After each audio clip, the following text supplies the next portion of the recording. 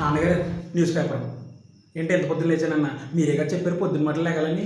నాన్నగారు మీరు భోజనం చేశారా ఇంకా చేయలేదా? అమ్మ ఎంత టైం అవుతుంది, భోజనం పెట్టాలని తెలియదు కదా మా నాన్నగారికి. అమ్మ డాడీని కాసేపు వార్తలు చూడండివమ్మా, ఇంకెప్పుడు సీరియల్సేనా? A+B² ఏంటి అర్ధరాత్రి 3 అవుతున్నా చదువుతున్నాను చూస్తాను. ఫస్ట్ రావాలి కదా నాన్నగారు, మీరు చెప్పారు కదా మనం ఫస్ట్ తెచ్చుకోమని నాతోని. మధ్య నుంచి నువ్వు చెప్పిన సరుకులన్నీ తెచ్చేసాను, ఇంకా ఏమైనా కావాలా చెప్పు. డాడీకి ఏం పని చెప్పు, నేను ఉన్నాను కదా, నాతో చెప్పి నేను చేస్తాను. అమ్మ నాన్ వెజ్ వద్దమ్మా బాబు, డాడీకి వెజ్ అంటే ఇష్టం కదా, చామదుంపలు ఏం చేసి పెట్టు, డాడీకి చాలా ఇష్టం కదా అది.